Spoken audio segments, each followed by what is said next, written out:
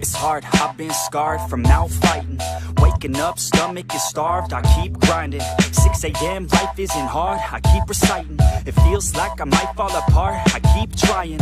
Sun's coming up and the glare is so blinding. I'm sick of hearing and seeing all of the people whining. You want something good, then you better go put the time in. You get what you pay for and time is money, we climbing. It's prime time, it's my time, I got it. I'll be just fine, my mind, you can't stop it. Give me a vine to climb and I'll top it. Grow yourself a spine, got mine, that's a promise. Take a deep breath and head towards the darkness. The light at the end wasn't put there by no novice. My hand I extend, so welcome to my office. No time to repent, we're building and not stopping. We're gonna take it slow, and we gon' make it out this hole. And ain't nobody stopping us, no. So watch me as I go, watch me as I grow. And we ain't gonna take it slow, and we gon' make it out this hole. And ain't nobody stopping us, no. So watch me as I go, watch me as I grow. Yeah, I'm the fucking show.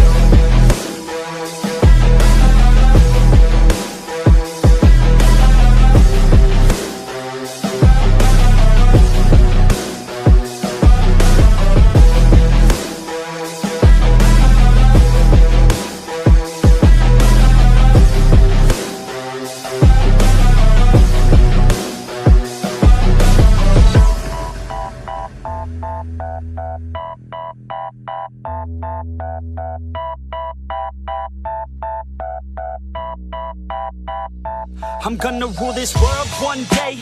Y'all finna know the name. I'm spitting game to the people who decide our fate.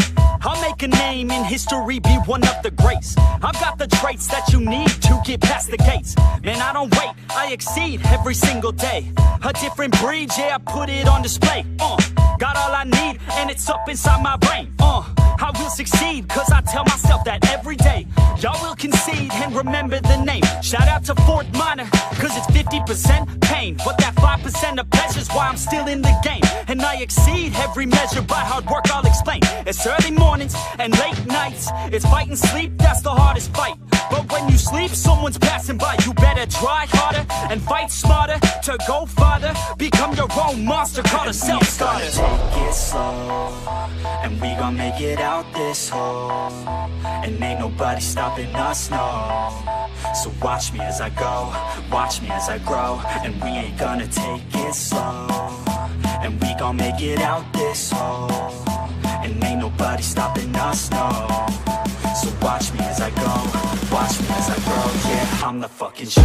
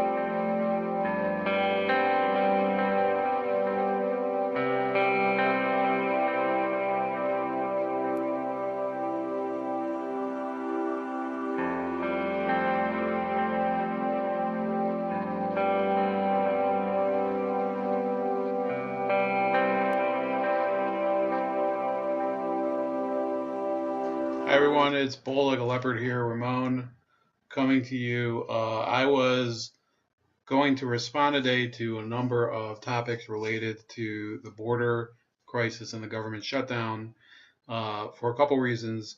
It's been, I think it's been 18 days now since the government was shut down For all I care, it can stay shut down, and it really isn't a problem to me. In fact, things are working better than ever before here in Ohio. And if people want to complain about federal employees not getting their paychecks, apparently I did hear today from a legal expert, Jay Sekulow, that if you're a federal employee, you can actually go to the bank. Okay, so according to Sekulow, there are low interest loans that are available, and apparently some of them are zero interest loans available to public employees. It says, amid the stalemate in Washington, credit unions and banks across the country are making accommodations for government employees. Launch Federal Credit Union is issuing a 0% interest rate loans of up to $3,000 to employees of the federal government. Some banks are waiving certain fees and allowing customers to break certificates of deposit early. With the government shutdown now in its 18th day, banks and credit unions are offering accommodations to federal workers who've seen their paychecks stop. Some 420,000 employees are considered essential and are working without pay, while 380,000 others have been ordered to stay home, according to calculations provided to CNBC by Paul Light, a professor of public service at New York University. The shutdown's reach also fans out to some 4 million contractors for the federal government, many of whom are unlikely to be included in any legislation Congress passes to make sure federal workers are compensated for the period the government was closed. So those people are probably going to be put out. In the meantime, credit unions across the country have stepped up to help with some of the more generous offers for affected government employees. Launch Federal Credit Union is issuing a 0% interest rate for loans of up to $3,000 to federal government employees. Navy Federal Credit Union is doing the same, but up to $6,000. Any legislation that was not passed as a bill by the House and then basically passed by the Senate and given and sent to the president, that basically has to be reapproved by the new House. That's one of the major, I would call it, that's basically one of the major issues where you see the Senate and the House are kind of a check on each other. So, for example, if you had a budget that was passed by the Senate exclusively, it would have to be, I believe that has to be passed by the House and then sent to the Senate. And again, so the Senate would have to approve its own bill if it wanted to send. I'm not even just talking about budgets. If they want to pass a law, they pass that law, send it down to the House, and then the House passes it, sends it back to the Senate. That I think is what happens when the Senate introduces a bill. But any bill that passes the House in a previous session is basically has to be passed by the House again once the new session is in order. So if appropriations bills are not passed on time, if Congress does not complete action on an appropriations bill before the start of the fiscal year on October 1st, it must pass, and the president must sign a continuing resolution to provide stopgap funding for affected agencies and discretionary programs. So you might remember that this October, we were in the midst of an election. So by that date, President Trump must have passed a stopgap bill, a continuing resolution, in order to provide funding for the I believe even the last one that he passed was, I think, in November. So that kept the government open, I think, through the end of December at some point. If Congress doesn't pass, or the president will not sign a CR because it contains provisions he finds unacceptable, agencies that have not received funding through the ordinary appropriations process must shut down operations. So this is why apparently only 25% of the government is shut down. People have to remember that a number of agencies, especially the ones that are deemed essential, have remained open.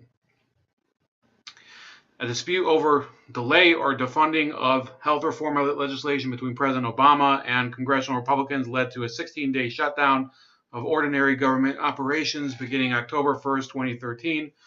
A dispute between President Clinton and congressional Republicans in the winter of 1995 to 96 produced a 21-day shutdown of substantial portions of the federal government.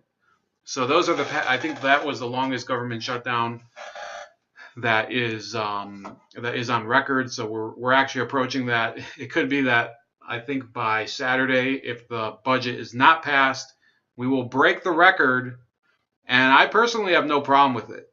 So anyway, there's the federal budget process works like this. It's a 9-step plan that the U.S. Congress uses to create the federal budget. The 1974 Budget Control Act established the process. The act gave Congress 3 powers. It allows the House of Representatives and the Senate to have their own standing budget committee. It created the Congressional Budget Office. It moved the beginning of the fiscal year from July 1st to October 1st. And it says the budget process starts a full year before the fiscal year does. The fiscal year starts on October 1st, the year before the calendar year starts. December 2016, agencies submitted their final budget requests. OMB then assembled the final budget and sent it to the incoming president. So that is interesting because that year they had a new president coming in. So they had to basically, it looks like a lot of the times this process can take even longer than it should because, you know, the president changes over. Obviously, Congress changes over. You also have here, in January 2017, the deadline for president to outline his budget priorities is the State of the Union address. The Council of Economic Advisors submitted their economic report for the president. It analyzed economic trends. President Trump's State of the Union was February 27, 2017. The first Monday in February 2017, the deadline for the president to submit his budget to Congress. This is typically delayed for new administrations. Trump submitted the 2018 budget outline on May 23rd, 2017. The president's budget put his priorities into dollars and cents for 3 areas. So this means essentially that Trump's first year in office, he was still running on the previous administration or the previous Congress's budget, which would have needed the approval of both the Republican Congress and President Obama. So the first financial year of Trump's presidency was basically the budget approved by Obama and the Republican Congress. Now, this has nothing to do with let's talk about, you know, the economy, for example. Yes, the budget does affect the economy. No, it's not as if growth is limited only to areas where the government affects budget, because you have to remember that the market reacts to a number of policy changes. So a number of the regulatory changes that Trump enacted during his first year in office, and a number of changes that were forecast because people were observing what his administration was doing. That is one of the reasons that you have these changes in growth patterns and markets. Okay, among many other factors. Okay. The first Monday in February 2017, so that was the deadline. Funding levels for federal agencies. So Trump submitted the 2018 budget outline on May 23rd, 2017. The president's budget put his priorities into dollars and cents for 3 areas: funding for federal levels for federal agencies, changes to mandatory programs already enacted by Congress. These include Medicare, Social Security, Medicaid, the Troubled Asset Relief Program, and the Affordable Care Act. Changes to the tax code. The budget must show the impact on federal revenue. Then on April 15th, Congress prepares a budget resolution to guide spending. The House and Senate budget committees each hold hearings with agency officials to explain why they need the funds requested. The committees submit their resolutions to a floor vote. A combined Senate and House conference committee works out their differences. The final budget resolution must be passed by majority votes in the House and Senate. Often Congress skips this step and defaults to the prior year's resolution. So it looks like in many years they simply that's how you get the continuing resolutions. Then in June, Congress uses the budget resolution to guide appropriations bills. October 2017, deadline to sign all bills into law. So that's the first year of the new federal financial year. The first day of the federal financial year. July 15, 2018, the president submits a mid-session review of the budget to Congress. So that's basically the budget process. And that kind of explains to you why it is, to answer the question, the current Congress would have to reapprove last December's budget proposal by the Republican Congress. So Nancy Pelosi would have to have, I guess, the House Appropriations Committee approve that budget and bring it to the floor, and then she would have to have the entire Democratic, she would have to have the majority of the House approve it. So she would have to have a significant number of Democrats, probably in the area of 30 to 40 Democrats, join with the entire Republican caucus and pass that budget, which, let's all be sane here, she's not going to do. So, amid all this, what is that? Why should we care about that? Okay, so what do the different adversaries, the different parties on either side have as options? So, if you're talking about Congress trying to circumvent the president and get the budget passed, there is the veto override, okay? And over here it says Congress can override a regular presidential veto with a 2/3 vote of those present in both the House and the Senate. As of 2014, presidents had vetoed more than 2,500 bills, and Congress had overridden less than 5% of those vetoes. The Constitution does not give the president the ability to reject parts of a bill and approve the remainder, or line item veto power, which most state governors have. Since the 1870s, more than 100 amendments have been proposed to change this, but none have been passed. In 1995, Congress passed a law giving the president the line item veto, but the Supreme Court later ruled it unconstitutional on the grounds that it gave the president more power than the Constitution allowed. So essentially, this meant that in 1995, Congress basically said, well, if we want the president to be able to cancel one line out of the federal budget, he could. And the president could basically go and say, well, I'm signing this bill except for this item, and this item. So that's an interesting detail. I don't think it really is relevant in this case. But how realistic would it be for Congress to basically force the budget through against the president's wishes? Well, we both know, you and I, that we have a divided Congress right now. In the House, you have a Democratic majority. I think there's over 230 Democrats in the House compared to somewhere in the area of 180 to 190 Republicans. Even in the House, they couldn't get the needed 2/3 majority to override the vote. So here's the U.S. House. So you can see here, it's 435. You have one independent. So 235 Democrats, 199 Republicans. So they have an even thinner majority than the Republicans had in the last Congress. I don't even know why one is vacant.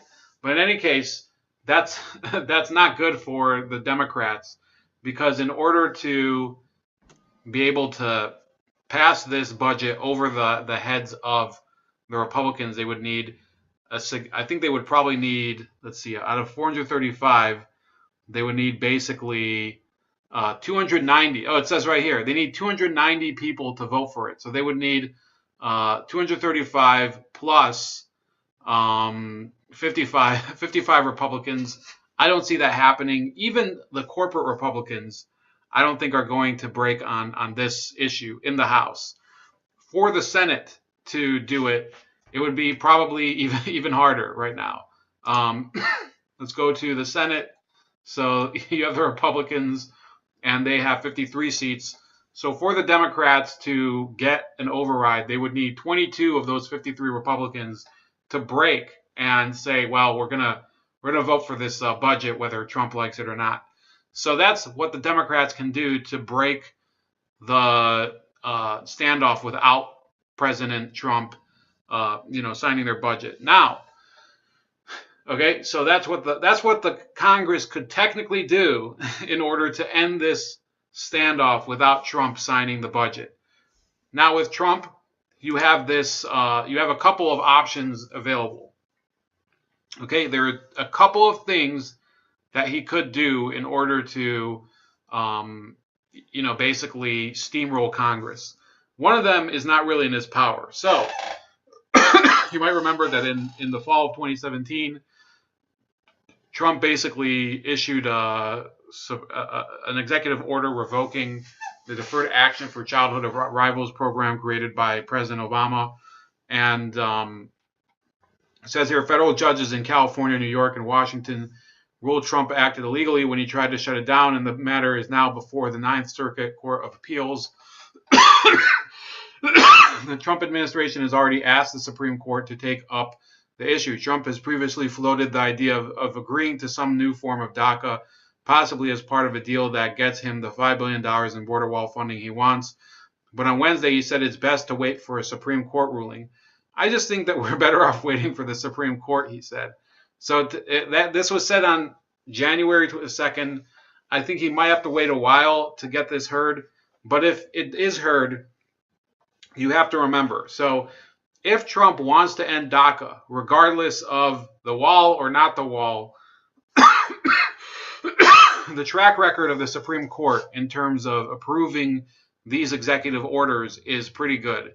When he issued the travel ban, they did sustain Trump's argument that he could enact a travel ban on 7 countries in the Middle East and Northern Africa.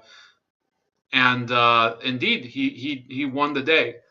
So that is basically the best example of what he's talking about. And if he prevails on that note, the Democrats will be in a very tough position because they could hold tough on the wall, but then in order to have the DACA people protected from basically the immigration enforcement from ICE and other elements of the Homeland Security apparatus and their immigration enforcement measures, they would basically need to cut a deal with Trump in order to grant an amnesty for those people that are already here, and then they would have to go and say, yeah, we're going to give you money for this wall. That is already thought of as a likely compromise, and it's been debated. Last year it was debated, I believe in 2017. There were a lot of talks about DACA in exchange for the wall. Every time the Democrats walked away from it. I think that at a certain point, they're going to have to face up to the fact that DACA could be over and they're going to be screwed. It'll be pretty ugly when that happens. And it might be a good idea for them to approve the wall as soon as possible, because otherwise they're going to be in a very uncomfortable position if this becomes a DACA versus wall fight. Now about the national emergency. This is interesting. It's from NPR. It says, yes, the president can declare a national emergency to build the wall. President Trump declared over the weekend that he and his advisors were strongly considering a presidential declaration of a national emergency to bypass Congress and build a border wall. We're looking at a national emergency, Trump told reporters on Sunday, because we have a national emergency. And yet on Tuesday evening, in his first nationally broadcast Oval Office address, Trump made no mention of it in a speech focused on border security. That omission suggests 3 responsibilities. The president has backed off from resorting to a national emergency decree to break the impasse over border wall funding. Or he is simply using the threat of a national emergency to measure to pressure Congress to appropriate money for a wall. Or he fully intends to declare a national emergency along the southern border if Congress does not fund a wall. Back in the Oval Office on Wednesday, Trump assured reporters that a national emergency declaration remains an option. I think we might work a deal, and if we don't, I may go that route. I have the absolute right to do a national emergency if I want. Trump said he would decide on doing so if I can't make a deal with people that are unreasonable. And then this person says the president's correct. Let's see who this is. So, David Wellna on Twitter.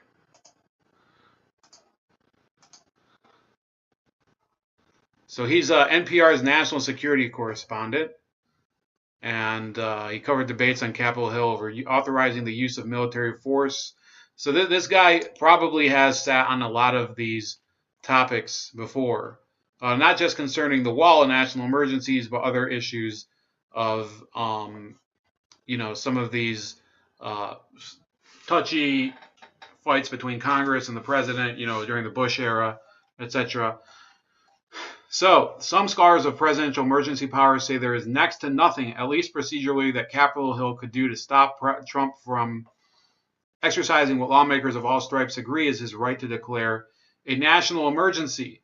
Congress chose not to put any substantial or really any barriers to the president's ability to declare a national emergency, says Elizabeth Gotine, co-director of the Brennan Center for Justice's Liberty and National Security Program. So if he can really just sign his name to a piece of paper, whether it is a real emergency or not, she adds, that creates a state of emergency that gives him access to these special powers that are contained in more than 100 different provisions of law that Congress has passed over the years.